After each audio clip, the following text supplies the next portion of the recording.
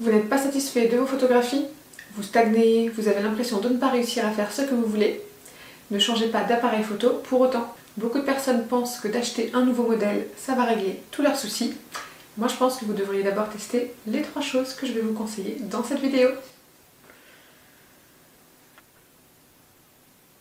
Si vous êtes nouveau sur la chaîne, bienvenue, je m'appelle Elsa Cadic et je suis photographe. Je reçois parfois des messages privés sur Instagram, que ce soit sur mon compte professionnel ou sur mon compte loisir dédié aux plantes. Des gens me demandent quel est mon boîtier, quel est mon appareil photo.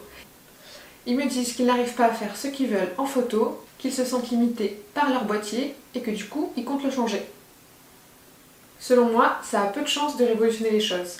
Alors si c'est la qualité de votre appareil photo qui vous embête ou alors son manque d'options, pourquoi pas, mais ça peut être complètement autre chose qui vous bloque. Peut-être que vous manquez d'inspiration, que vous êtes coincé dans votre routine photo. Peut-être que vous ne maîtrisez pas encore tout le potentiel de votre boîtier actuel. Et sinon, peut-être que l'objectif que vous avez n'est pas adapté à vos besoins. Je vais vous détailler tout ça dans cette vidéo. La première chose, et ça m'arrive aussi de temps en temps, c'est qu'on stagne. On a l'impression de ne pas s'améliorer, on a l'impression de faire toujours la même chose, on est lassé par ce qu'on fait. C'est normal, on a tendance à reproduire tout le temps le même schéma et à rester dans notre zone de confort. Essayez de bouleverser ça, essayez de sortir des sentiers battus. C'est le premier conseil que je vais vous donner. Par exemple, si vous faites vos photos en intérieur, sortez. Vous faites tout le temps vos photos en plein après-midi, essayez. La fin de journée, ça peut être magnifique, ça peut complètement changer votre vision des choses. Si vous shootez toujours vos produits ou votre déco de face, essayez de changer de perspective, essayez différents angles de vue, essayez de vous rapprocher ou de vous éloigner. Bref, faites l'opposé de ce que vous faisiez habituellement. Pour ça, je vous conseille de prendre un petit moment sur Instagram et de repérer des photos qui vous plaisent et surtout, posez-vous, analysez-les un petit peu et demandez-vous qu'est-ce qui vous plaît dans cette photo, qu'est-ce qu'elle a en plus par rapport à ce que moi je fais. Vous pouvez aussi manquer un petit peu d'inspiration en ce moment et ça arrive à tout le monde. Pour ça, vous pouvez pourquoi pas aller sur Pinterest, faites-vous un tableau d'inspiration avec des photos que vous auriez aimé faire ou que vous aimeriez faire. Ne les recopiez pas, mais inspirez-vous-en. Secouez un petit peu votre routine photo pour retrouver inspiration et créativité. Deuxièmement, c'est que vous ne maîtrisez peut-être pas encore pleinement les possibilités de votre boîtier, ou même la photographie en général.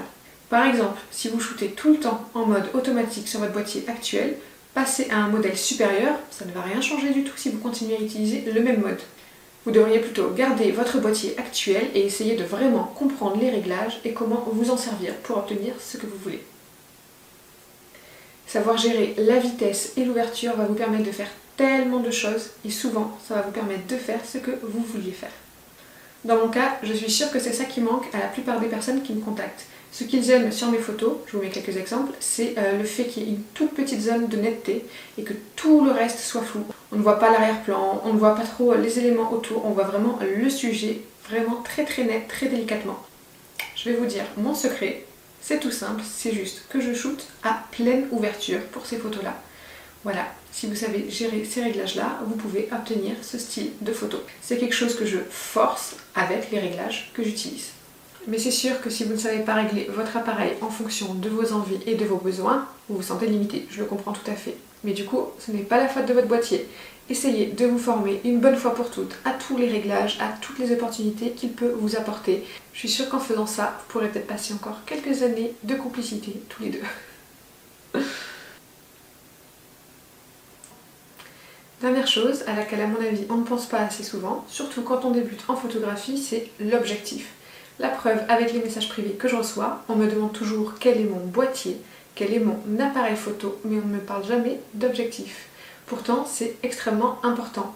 En fait, vous savez, l'appareil photo tout seul ne fait même pas de photos. Il faut vraiment qu'il soit de pair avec un objectif pour pouvoir prendre des photos. Il existe une multitude d'objectifs sur le marché avec des focales très différentes. C'est pour une bonne raison, chaque focale va vous permettre de faire quelque chose de différent. Peut-être que vous n'avez tout simplement pas l'objectif qui correspond à vos besoins. Mon deuxième secret pour faire mes photos, c'est mon objectif. j'utilise le 100 mm macro de chez Canon. Alors c'est une optique quand même assez particulière, je sais qu'il n'y a pas grand monde qui l'a, mais c'est ça qui fait la différence, c'est ça qui fonctionne pour moi. J'aime être dans le sujet, j'aime qu'on voit la texture, qu'on voit les détails, j'aime me rapprocher au maximum et du coup cette optique me permet de faire ça. Je ne dis pas qu'il vous faut à tout prix cet objectif-là, pas du tout. Au contraire, il faut que vous trouviez l'optique qui correspondra à ce que vous voulez faire. Par exemple, si vous faites des photos de déco, vous voulez peut-être qu'on voit votre pièce en entier, là il faudra plutôt vous diriger vers un grand angle. A l'inverse, si vous avez l'impression que vous ne pouvez pas assez zoomer, là il faudra peut-être vous diriger vers une plus grande focale.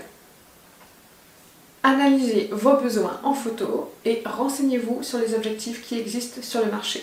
Si votre boîtier est quand même correct, préférez plutôt changer d'objectif. Je vous jure, ça peut vraiment révolutionner votre façon de voir les choses et de prendre des photos.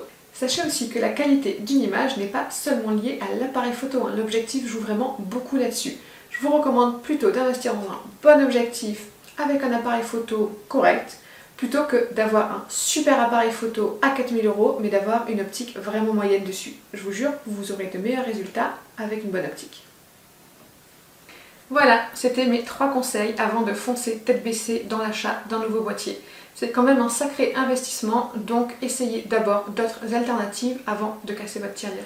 En tout cas, je reste persuadée que d'acheter un nouvel objectif peut vraiment vous donner un nouveau souffle en photo. C'est vraiment ce que j'avais expérimenté il y a plusieurs années quand j'ai acheté mon macro. Je pense que je vous ferai une vidéo sur cet objectif en particulier à l'avenir. Dites-moi si ça vous intéresse. Dites-moi dans les commentaires ce que vous avez déjà tenté pour bousculer un petit peu votre routine photo et dites-nous aussi s'il y a un objectif qui a révolutionné vos photographies. N'oubliez pas d'utiliser le hashtag #ElsaKazik si vous utilisez une de mes astuces ou un des conseils de la vidéo. Je vous invite aussi à vous abonner et puis je vous dis à très bientôt pour des prochaines photos.